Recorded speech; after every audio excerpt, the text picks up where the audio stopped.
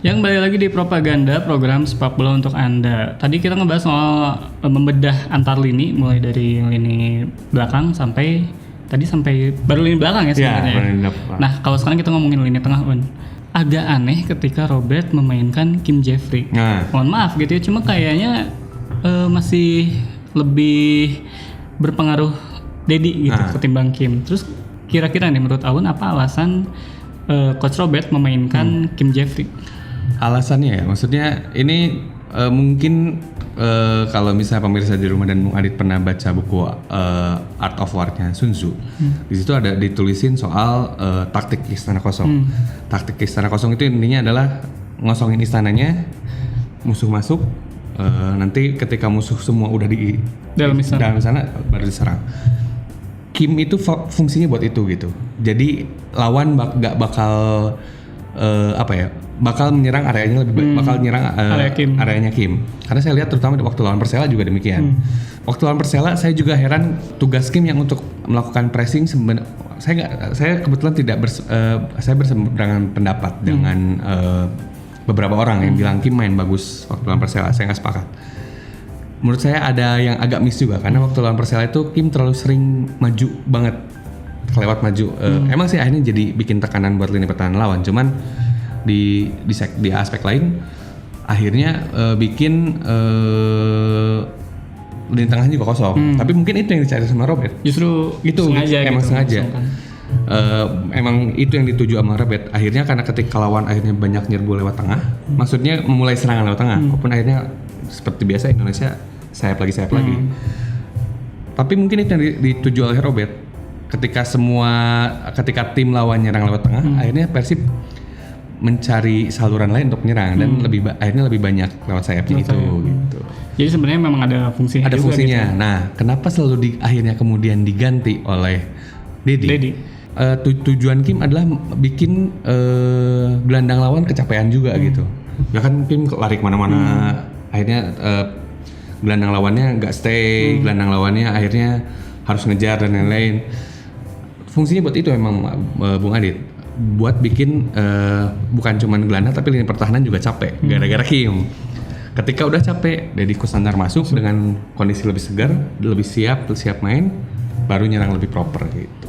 Dan jadi sebenarnya kalau misalnya kita menyalahkan pemain karena dia mainnya jelek, sebenarnya mungkin nggak tepat juga. Ya, nggak tepat juga. Karena kan mungkin pelatih juga udah mikir dan dia memberi peran yang bisa disebut ya perannya kotor gitu ya. Karena dia ya tidak ngapa-ngapain. Perannya Kim ini besar, ya. Agak mirip dengan perannya Park Ji-sung waktu Milan. Ya, jadi yang dimana Ji-sung itu kerjanya buat ngejar Pirlo doang. Nah, ini juga sebenarnya role-role yang hampir mirip buat Kim itu gitu. Di tengah fungsinya dia bukan buat ngalirin bola, karena ngalirin bola emang sama Omid Nazari kan.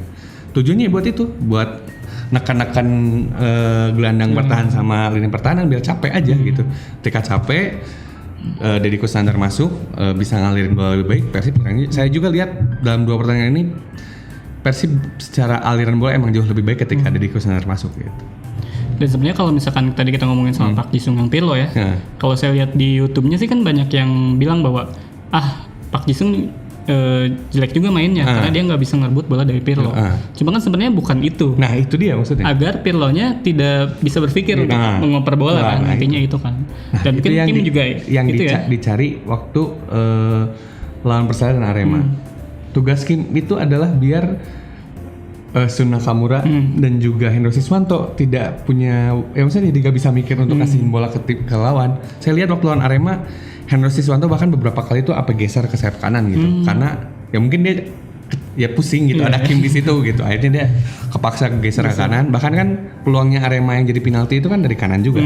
Itu juga salah satu faktor karena penyerangan Arema emang robas ke kanan juga gitu. Nah, kalau ini agak berat tuh. Esteban. Oke, kenapa Esteban? Iya, ya kenapa Esteban? Saya juga masih bingung ya. Kalau misalnya boleh jujur, pemirsa di rumah dan juga Bung Adit, saya lebih prefer pasangan wing itu adalah Freds Butuan dan juga Febri. Saya lebih prefer itu ya. Maksudnya Freds tuh punya kemampuan menusuk, shootingnya bagus, crossingnya juga bagus waktu pas pertandingan pertama. Tapi mau gak mau, ini sebenarnya kaitannya hampir mirip dengan yang kasus soal Igbo tadi. Soal Igbo. mau gak mau walaupun naturalisasi, orang masih menganggap Esteban Vizcarra ini bule. Dan mau gak mau, ini sebenarnya soal inferioritas kita sebagai orang Asia sebenarnya. Ketika ketemu bule kan suka rada agak gimana ya. Itu juga yang terjadi, sebenarnya itu juga yang dimanfaatkan Robert dengan mainin Vizcarra. Pemain bertahan lawan, terutama yang pemain lokal, ketika ketemu Vizcarra kan pasti mikir-mikir. Kalau ketemu Fred sih mungkin dihabisin aja, itu sama-sama orang lokal. Tapi ketika Vizcarra yang ada di situ, itu yang juga jadi bikin pikir-pikir. Karena saya juga lihat Birrul Walidain di Persela, terus juga kemarin Arema, Alvarez itu ya maksudnya jaga-jaga, maksudnya bermain mikir gitu, nggak asal maju karena ada Esteban di situ. Gitu.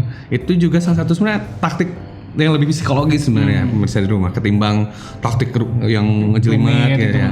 Ini sebenarnya taktik psikologis dari Robert sebenarnya, masang Vizcarra di situ tuh, biar kalau saya boleh ngutip kata-katanya Coach Ripan, yaitu buat biar karena masih diakui sebagai salah satu pemain terbaik di liga, salah satunya pemain yang bagus di liga, bikin lawan juga hati-hati. Gitu. Lebih hati-hati. Nah, kalau soal ini serang nih, gimana pendapat Tawan soal permainan khususnya Wander Luiz ya? Karena kan saat di pramusim ya, ya seperti yang saya bilang tadi gitu, dia kelihatannya lemes. Sementara saat contohnya dia waktu main lawan Persela, saat dia ngasih assist kalau ke Jeffrey, dia bisa memutarkan badannya seelastis itu gitu. Menurut Tawan gimana?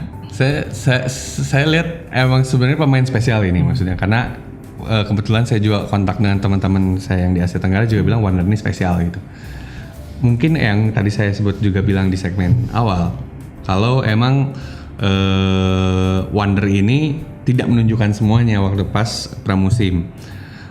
Saya lihat fungsinya agak beda dengan Bouman. Kalau Bouman kan dia emang turun ke belakang ngambil bola. Kalau saya lihat Wander ini juga emang bisa nyetak golnya juga jauh lebih bagus ketimbang Bouman gitu. Itu yang saya harus akui ya. Wander ini sebenarnya kalau urusan nyetak golnya jauh lebih bagus daripada Bouman. Positioning apa ya? Kalau positioning masih bagus Bouman, tapi keterlibatan dalam permainan masih bagus Wander. Nah. Yon, dengan gaya main yang kayak gini, bisakah Persib survive untuk musim ini? Ya, kalau saya bilang ya, maksudnya sejauh ini game plan-nya masih belum kebaca banget sama tim lawan. Mungkin karena baru 2 pertandingan juga kan. Walaupun biasanya karena game plan tim itu akan mulai kebaca terutama setelah pertandingan ke-10 biasanya udah mulai gini. Cuman saya lihat dengan Robert juga pada pramusim udah mulai nyoba-nyoba skema pakai 3 back, terus juga tiba-tiba pakai Erwin Ramdhani jadi gelandang. Saya lihat bisa jadi Robert ini punya banyak plan juga. Di sakunya dia tuh ada banyak plan untuk menjalani musim ini. Saya lihat kalau misalnya survive dan juga saya waktu itu kebetulan diskusi sama kawan di mana Persib berakhir, saya agak optimis untuk 3 besar sebenarnya. Musim ini 3 besar. Bisa 3 besar. Yon, gak kerasa nih udah 30 menit kami menemani pemirsa di rumah soal cerita tadi. Kita membahas soal Persib ya. Kita ngebedah dari lini pertahanan, lini tengah sampai lini depan. Saya dan segenap kru yang bertugas undur diri. Wassalamualaikum warahmatullahi wabarakatuh. Salam olahraga.